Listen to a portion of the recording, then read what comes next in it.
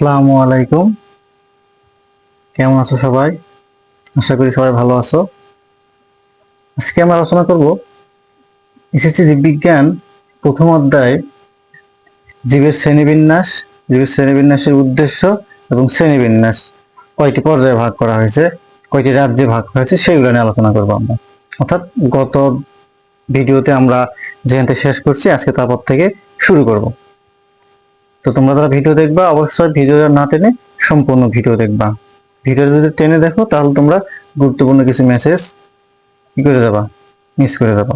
দেখো আমরা আলোচনায় আসি যে আজকে আমাদের প্রথম আলোচনা বিষয় হলো জীবের শ্রেণীবিন্যাস। কেন জীবের শ্রেণীবিন্যাস করা হয়েছে?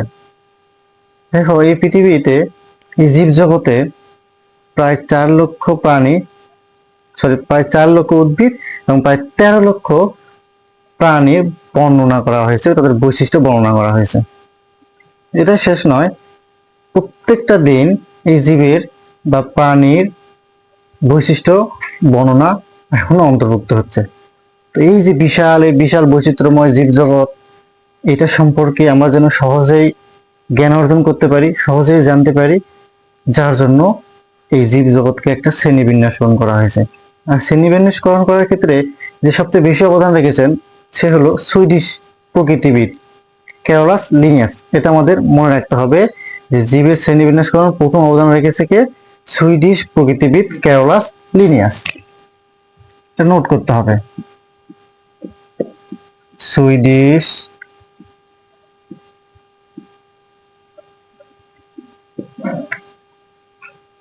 ক্যারোলাস লিনিয়াস,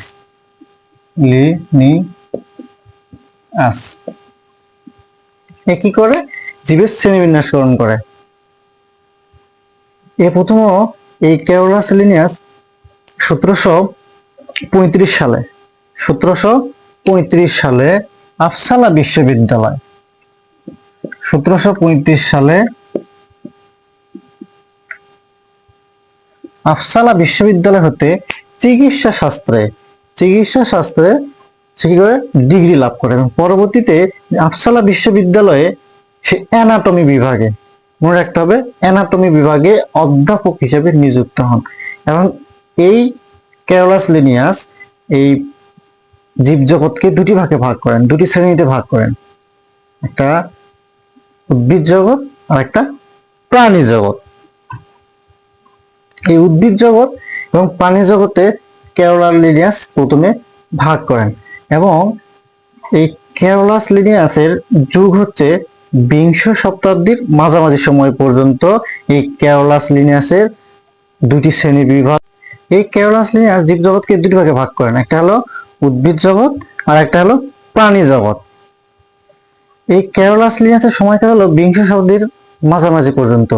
এই সময়টাতে তার এই উদ্ভিদ জগৎ এবং প্রাণী জগৎ এই দুটি রাজ্যেই আলোচনা করা হতো, পর্যালোচনা করা হতো। কিন্তু এই যে বিজ্ঞানের অগ্রযাত্রার ফলে ডিএনএ, আরএনএ, কোষের সংখ্যা এবং খাদ্যাভ্যাস ইত্যাদির উপর ভিত্তি করে আর.এইচ. হুইটেকার পরবর্তীতে 5টি রাজ্যে ভাগ করেন, 5 কিংডম। কে করেন সেটা? আর.এইচ. হুইটেকার। এটা মনে রাখতে হবে, আর.এইচ.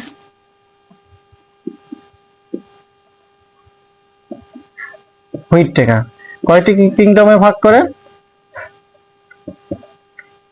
5 কিংডম।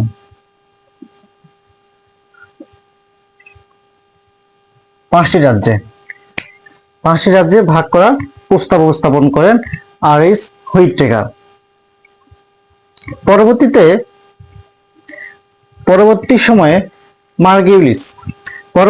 পরবর্তীকালে মার্গুলিস কি করেন? হুইটেকার এই 5টি রাজ্যকে পর্যালোচনা করে পরিবর্তন করে 2টি রাজ্যে ভাগ করেন এবং সেই 2টি রাজ্যের মধ্যেই 5টি রাজ্য অন্তর্ভুক্ত করেন। তাহলে কে সেটা করেন? আর.এইচ. হুইটেকার এই 5টি কিংডমকে পর্যালোচনা করেন মার্গুলিস। কে করেন?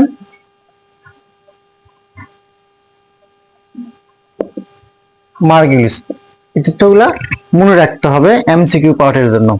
মার্গুলিস আর.এইচ. হুইটেকারের এই 5 কিংডমকে কি করে পরিবর্তন করে দুইটি কিংডমে, দুইটি রাজ্যে ভাগ করেন এবং দুইটি রাজ্যের মধ্যেই এই 5টি রাজ্য অন্তর্ভুক্ত করে দেন। তো আমরা পরবর্তী ভিডিওতে আমরা এই দুইটি রাজ্য, এই এই 5টি রাজ্য সম্পর্কে আমরা কি করবো পরবর্তী ভিডিওতে ইনশাল্লাহ আলোচনা করব। ধন্যবাদ।